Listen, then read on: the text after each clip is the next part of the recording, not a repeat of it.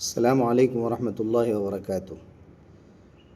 عام طور سے انسانی زندگی میں افراد سے زیادہ، ہیومن کیپٹل سے زیادہ اشیاء کو اور جو زندگی کی ضرورتیں ہیں، مال و دولت ہے، ان کو زیادہ اہمیت دی جاتی ہے۔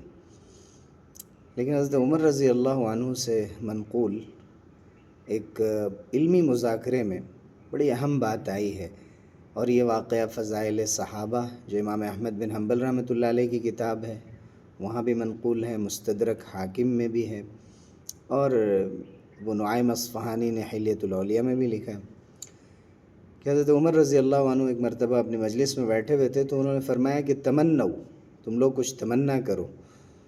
تو کسی نے کہا کہ اتمنى لو ان هذه الدار مملوءة ذهبا فانفقه في سبيل الله، کسی نے کہا لو ان هذه الدار مملوءة زبرجدا فانفقه في سبيل الله۔ ان دونوں کا مقصد یہی تھا کہ کاش یہ گھر مال و دولت سے اور سونے چاندی سے بھرا ہوا ہوتا تو میں اللہ کے راستے میں اسے خرچ کرتا۔ حضرت عمر رضی اللہ عنہ ہر بار یہ فرماتے کہ تمنو، اور کچھ تمنا کرو۔ تو لوگوں نے کہا کہ لا ندری یا امیر المؤمنین، اے امیر المؤمنین ہمیں تو نہیں معلوم، ہمیں تو یہی باتیں معلوم ہیں، آپ کیا کہنا چاہ رہے ہیں آپ ہی وضاحت کر دیں۔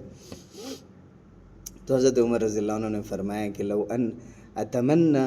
ان هذه الدار مملوءة رجالا مثل ابی عبیدۃ بن الجراح ومعاذ بن جبل والسالم مولى ابی حذیفۃ وحذیفۃ بن الیمانی رضی اللہ عنہ، میرا تو جی چاہتا ہے کہ یہ گھر بھرا ہوا ہوتا اشخاص سے، رجال کار سے، اور بڑی بڑی شخصیات سے، جیسے کہ حضرت ابو عبیدہ بن جراح رضی اللہ عنہ، اور حضرت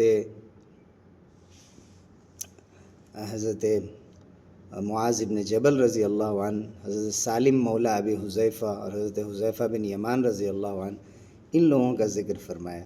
تو ہمیں بھی چاہیے کہ ہم وسائل سے زیادہ انسانی وسائل اور افرادی وسائل پر توجہ دینے کی کوشش کریں۔ اللہ رب العزت ہمارے لیے آسان فرمائے۔ جزاکم اللہ خیرا۔